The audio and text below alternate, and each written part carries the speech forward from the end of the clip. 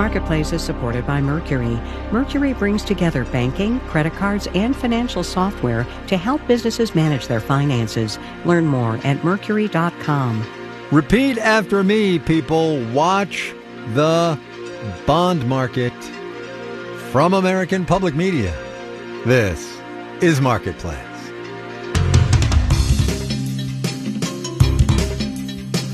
Marketplace is supported by Total Wine and More. This summer season, with so many bottles to choose from, Total Wine and More helps shoppers love what they find. Total Wine and More. Drink responsibly. B21. And by Amazon Business, dedicated to helping businesses save time on office tasks and empower leaders with business buying solutions that support teams to focus on growing the business. Learn about smart business buying at AmazonBusiness.com. And by Ascendium Education Group, which is committed to making education and training after high school a reality for learners from low-income backgrounds. In Los Angeles, I'm Kai Risdell. It is Wednesday, today, 21 May. Good as always to have you along, everybody. You know, the politics of whatever's happening inside the House Republican caucus about the big tax cut bill they're working on, that is, thankfully, somebody else's story to cover. The economics of it, though, is smack in our sweet spot, and we will begin today with the observation that adding, according to the Nonpartisan Congressional Budget Office, $3.8 trillion to the national debt and deficit over the next decade has the bond market more than a little bit concerned. The yield on the 10-year Treasury note hasn't been this high since February. It's up 0.5 percentage point since early April, which I know doesn't sound like a lot, but in bond market speak is a boatload. So Marketplace Justin Ho is going to get us going by explaining the mechanics of what's going on and, more importantly, why it matters. The Federal Reserve controls plenty of interest rates, especially short-term interest rates on government bonds. But rates on long-term treasuries, as in 7 or 10 or 30-year bonds, those are determined by the market, by supply and demand. Definitely supply right now is front and center. Randy Vogel is head of fixed income at Wilmington Trust. He says the bond market is concerned that the GOP's tax and spending package will pile on debt, meaning the government will issue more bonds. Bond investors are saying, if you're going to continue to spend money that you don't have and issue more supply into the market, then we're going to want to be compensated with higher yield for that. Higher bond yields are nice for bond investors, but they also push mortgage rates higher. They make credit cards and auto loans more expensive. They also mean that the federal government is paying more on its debt. That's Ernie Tedeschi, director of economics at Yale's Budget Lab. He says the interest payments the government makes as a percentage of GDP have almost tripled over the last 10 years, and the Congressional Budget Office expects them to keep growing for the next decade. That would be well above any levels that we've seen in post-World War II history in the United States. Tedeschi says investors are sending a message to the government with their demand for higher interest rates. Call them what they are, customers for our debt. If a customer has concern about a product, that should be a worrying anxiety for the company that makes that product. There will always be demand for U.S. Treasuries from banks, insurance companies, and the Federal Reserve itself. Guy Lebas, chief fixed income strategist at Janney Montgomery Scott, says that means investors will always be in a position to send a message to Washington. If the cost of debt issuance were to rise so much in response to fiscal adventurism, that would be a signal the federal government is reaching the end of its ability to spend. The question, Lebas says, is whether Congress or the White House would respond to that feedback. I'm Justin Ho for Marketplace. A question indeed. Wall Street today? Well, let's see. Stocks sold off, bonds sold off, the dollar sold off, and oil sold off. Let me know when you've heard enough. We'll have the details when we do the numbers.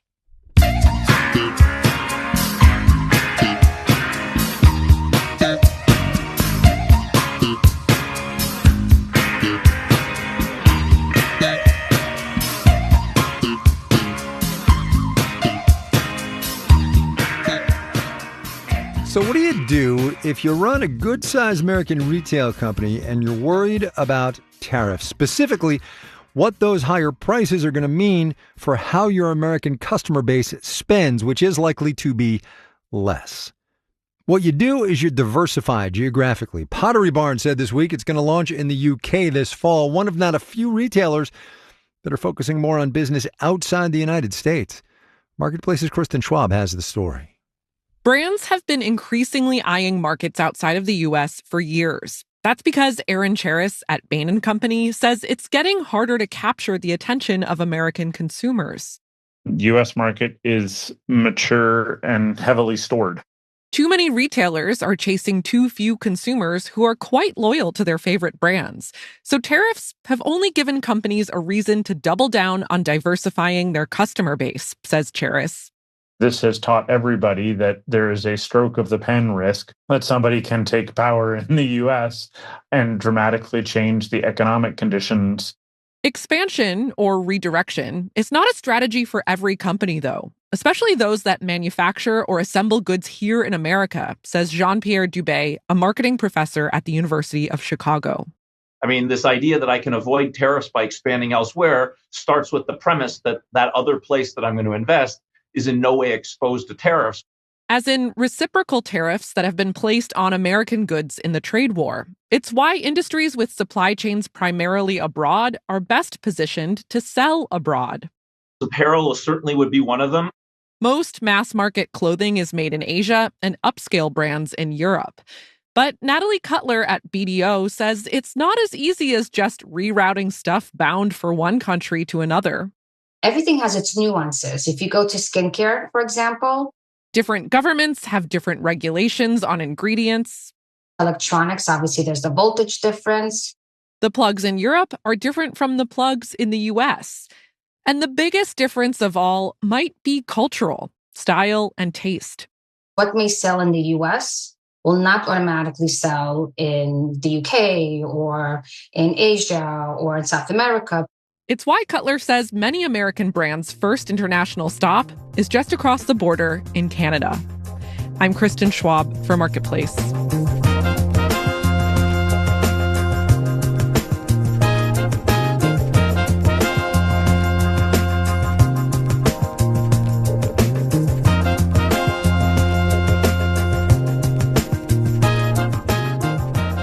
The artificial intelligence news of this day is that OpenAI, kind of the big dog in that space, is buying an AI hardware company started by one-time Apple design guy Johnny Ive. So picture really good-looking AI gadgets, I guess. The AI reality for most of us, though, is that we're trying to figure out how to use it in our working lives. And that is kind of all over the map. The Federal Reserve says somewhere between 20 and 40% of workers use AI, and 5 to 40% of firms have brought it into their workplaces. Those are big spreads, obviously, at least in part because the way some industries use AI is completely different from how others use it. So how better to get a sense of where things might be at than by just asking people about it? Maren Kogan did just that for Bloomberg Business Week. Welcome to the program. Thanks so much for having me, Kai. So the theory of the case here in this piece is you went out and talked to actual people doing jobs and how they were feeling about AI. I did not have the first one on my bingo card, a hairdresser, a hairstylist. I thought that was super absolutely. So she's starting her own hair salon. And I talked to a number of hairstylists and people who work in salons about how AI is impacting their work. And it's really interesting because they say for certain things, it can be really useful. Say, if you want to estimate the cost of doing some work in your salon, for example. But a big thing they're seeing in recent months is people coming in with images that are AI generated and expecting results that look exactly like the photo. So they're having these issues explaining to people like, I can't actually give you this hair because this hair is not found on a human head. It's AI generated. Also, and I thought this was really interesting, a little bit off topic, but she worries very much about how it's going to affect our standards for beauty, which really I thought was just, spot on, no? Yeah, absolutely. And I can say as a woman on the internet, that is very real. You are just bombarded, particularly on social media, with images of people who look impossible. And often, it's because it is impossible. Yeah. Next one up that hit me was the teacher. The common conventional wisdom with AI and classroom stuff is that it's the kids who are going to be using it And actually, the person you talked to kind of flipped that on its head and said it has extended his ability and time to teach, she thinks. Yeah, I found this really interesting too, because I think you're right. I mean, the conventional wisdom about AI and how it's affecting students is that it's negative almost all around. Students are using AI to write their essays, and it's really taking away the sort of critical thinking faculties. But actually, I talked to this teacher, Will Page, in Los Angeles, and he was saying it has helped him so much. He has so many students coming from all over the world. He is able to take his course material and do something called text leveling, where he uses the same content, but makes sure that every student in his class can understand no matter where they are on their English learning journey. And he said that's been really helpful. And he said that he feels that now with AI, he's going to be able to continue teaching for another 10 or 20 years. He thought before he would have to leave because it's just too much without the help of AI. Can we talk about, something that's in the zeitgeist about AI right now? Regulation, who's going to be in charge of it? A couple of your folks that you talked to, there were 8 in total, we should say, did express some concerns. Yeah, absolutely. So I think a lot of it is really contextual. But I think one of the things that really stuck out to me about this is that with many of the technological advances of the last 20, 30 years, a lot of the sort of feeling at the time was the technology is here and we all have to run and sort of get on board. So if you think about social media, if you think about the iPhone, there's always been this sense of inevitability. That is certainly here with AI, but there's also the sense of let's be thoughtful about this. Let's try to foresee what the potential pitfalls of this could be. And let's try to do this in a smarter way so that we don't end up with some of these negative unintended consequences. The difficulty is no one seems to know who should be regulating or whether it should be industry-wide. Or I don't think there's like a ton of faith in Congress right now to be regulating these things, but people have a sense that like, at least my industry, we should get some experts together and really think about this, because if we don't, then we're going to be caught flat-footed. Well, that was kind of my takeaway from this survey that you did, admittedly, unscientific and anecdotal, was that people have very specific concerns about their specific fields, and they worry about the larger comprehensive regulation. I guess I wonder if that was your takeaway after talking to these people. Absolutely my takeaway. And a big part of why I wanted to do this story is that, if you go on the internet, there is so much conversation about AI and how it's going to change everything. And a lot of it feels like there's this distant future where everything will be different, right? And a lot of that commentary, by the way, feels like it was written by AI itself. Like a lot of it seems really generic in the way that you're like, did AI write? Is the entire internet just AI writing posts? But yeah, the reality is that, this distant future is here for many people in many professions. And I think as you can see from this, some people think it's great and some people think it's really not so good. Marian Kogan, writing in Bloomberg Business Week. The piece is called How AI Has Already Changed My Job. Marian, thanks. I appreciate your time. Thanks so much.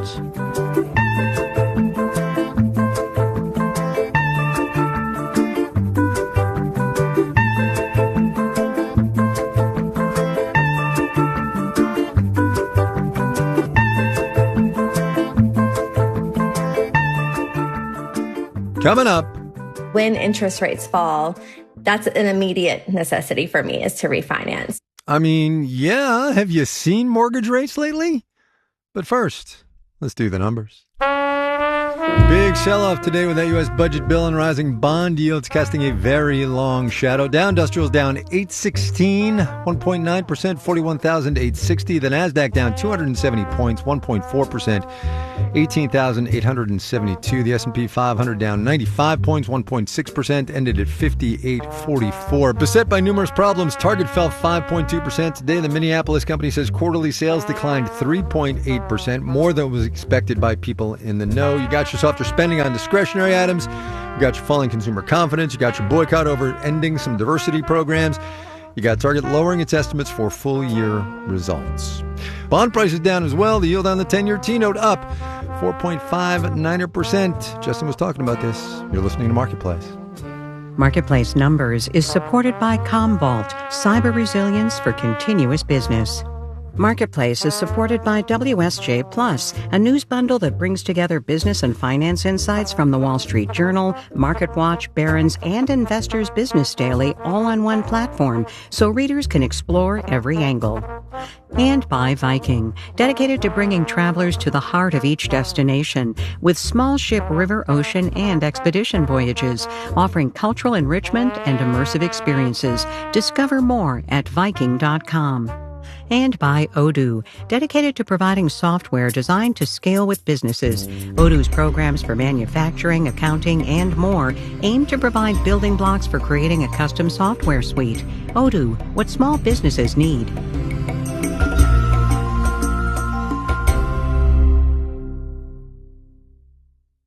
WBEZ is supported by Navy Pier. Visitors can take in the skyline and Lake Michigan from 200 feet in the air on the Centennial Ferris Wheel. Navy Pier offers year-round programming and events. Learn more at navypier.org. WBEZ is supported by Cleve Carney Museum of Art, presenting Hokusai and Ukiyo-e, The Floating World, with art from Edo-era Japan and interactive cultural experiences.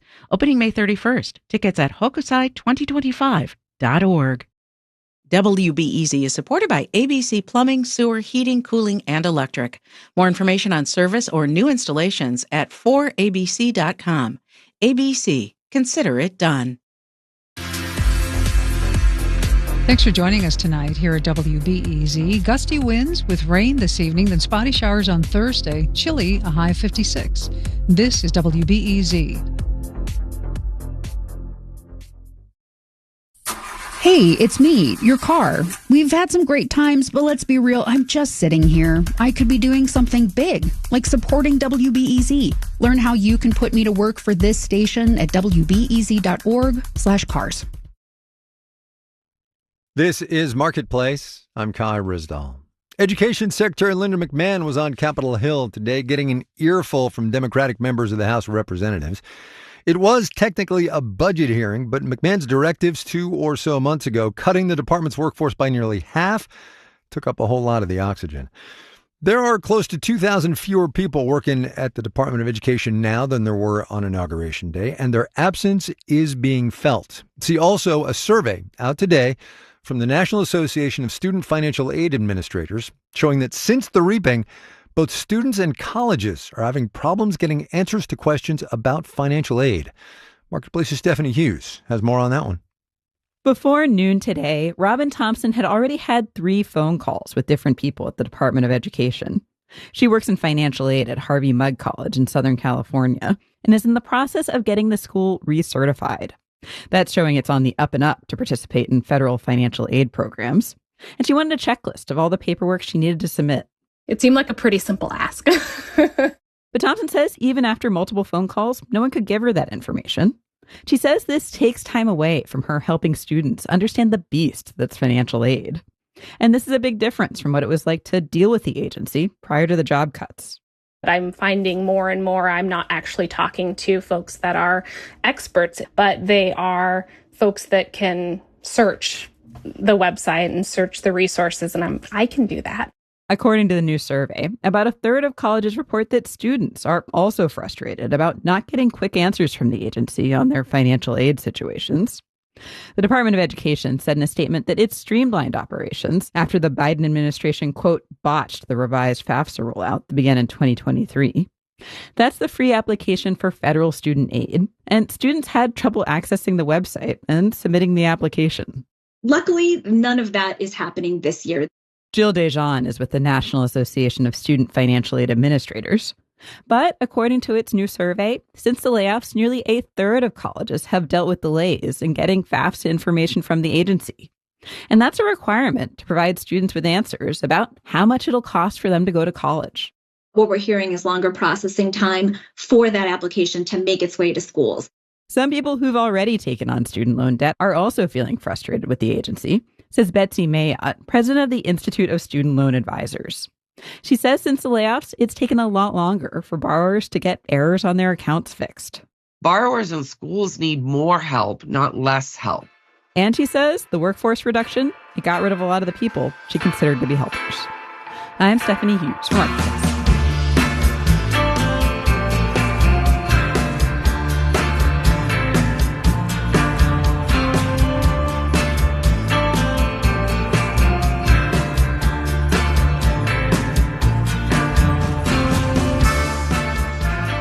When you think about entrepreneurs, you think mostly about them being in cities, right? Or at least urban adjacent, places where there are critical masses of people and money and energy. Turns out, though, that rural parts of the country can be really fertile grounds for startups, too. Places where smaller communities are supporting their local founders. Ray Solomon from KUNC reports. Ever been to a pitch competition? It's a good show. Founders on stage making the case for their fledgling businesses. It's entrepreneurship as spectacle. My name's Sarah Berkeley. I'm the founder of Symbiosis Gear. We make backpacking gear for people with boobs. Berkeley has the numbers down cold. Sales, margins. But here on the pitching stage, it's storytelling that grips the imagination. Her pitch deck starts with a selfie.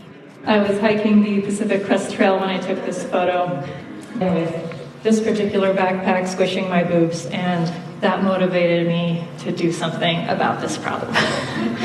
Next thing you know, she was designing backpacking gear for femme bodies. The straps on her signature pack are narrow and S-shaped to address that chest squishing. It accommodates a really wide range of body shapes and sizes. Pitch competitions, where founders publicly vie for investment, are a growing trend in the buzzy world of entrepreneurship. This event in rural Northeast Colorado is unusual in its focus on rural businesses.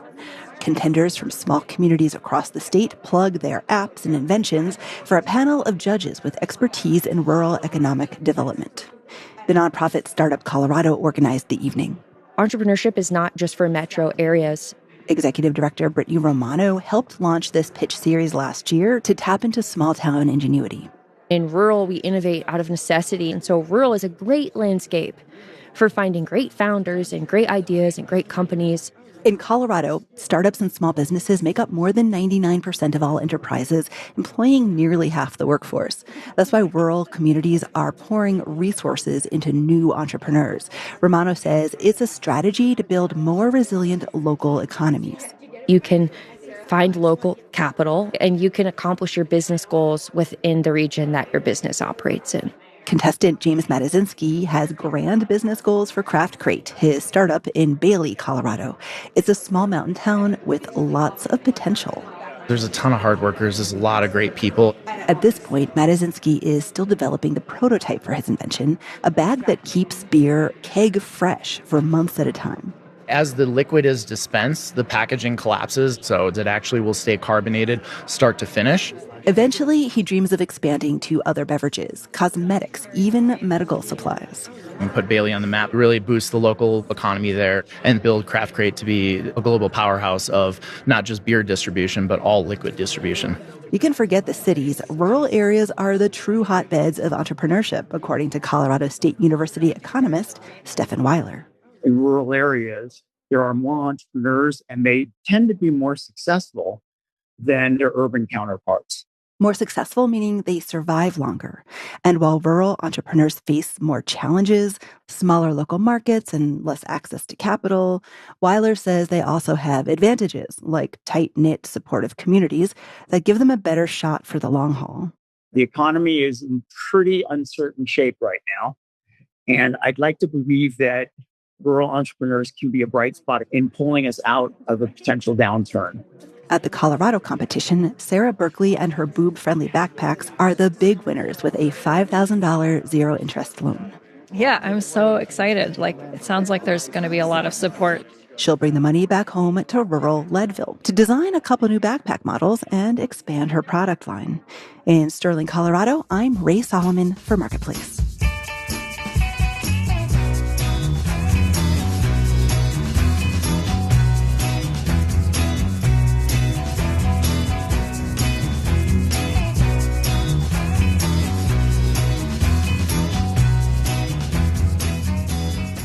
Between high mortgage rates and the general economic ennui of late, the spring home buying season's been pretty much a bust this year. That said, sometimes, whether it's a good time to buy or not, life happens, and you got to do what you got to do. Here's today's installment of our series, Adventures in Housing, looking at first-time home buyers. I'm Tiffany DeCola. I'm 42, and I just bought my first home outside of Birmingham, Alabama. I started my home buying journey in March after a divorce. I thought a loft or an apartment downtown would be perfect because I'm single and starting over. I wasn't sure what the market was going to be and what that meant from a finance perspective, but in my head, I had this number of like $275,000 is kind of just that random arbitrary number I had in my mind. The more we looked, the more I started seeing things that I really loved that were a little more expensive. And so where I ended up spending about $50,000 more. But that got me so much more than what I anticipated. I was able to get a larger yard. I was able to get a larger patio. It was just a bigger space. It was a newer home. My home's only 4 years old. It was just more what I thought was me versus some of what we were looking at before. The market is interesting. We're in a very interesting time in general. And so interest rates are higher than what I would have liked for them to have been. And so one of the things I've really thought about is how to continue to prepare so that when interest rates fall, hopefully when they fall, I can immediately refinance to get a better rate. Because the situation that I was in, I needed to do this for myself, but I also needed to do this out of necessity, right? So I didn't really have an option not to do this. And so when interest rates fall, that's an immediate necessity for me is to refinance. I was able to move in the week of April 28th. I closed on the 28th and I started moving in on the 29th. I almost hate to admit this, but I did squeal a little. I did have that moment where I jumped up and down and I was by myself. So I was super excited. It felt really good to be able to say this was mine and to know that I did this by myself, for myself to start my journey. I was beside myself excited. Tiffany DeCola outside Birmingham, Alabama. Whether you just got the keys to your forever home or you are spending your weekends cruising Zillow, we need your stories to make this series work. Hit us up, marketplace.org/adventures in housing.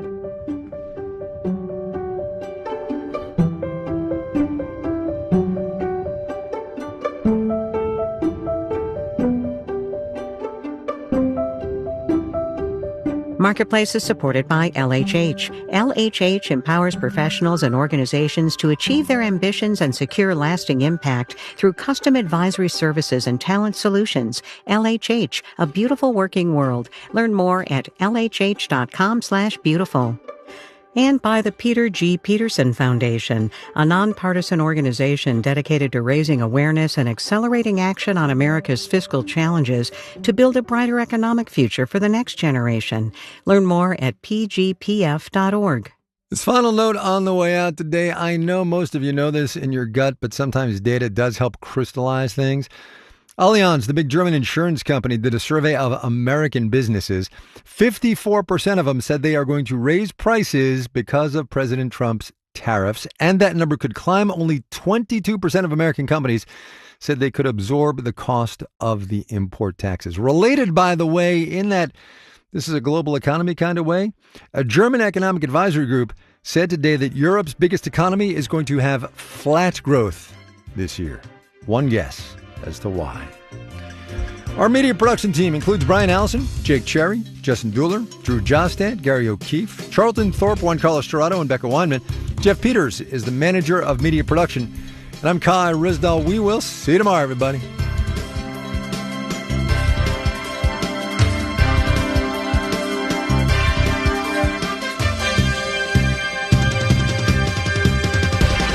This is APM. WBEZ is supported by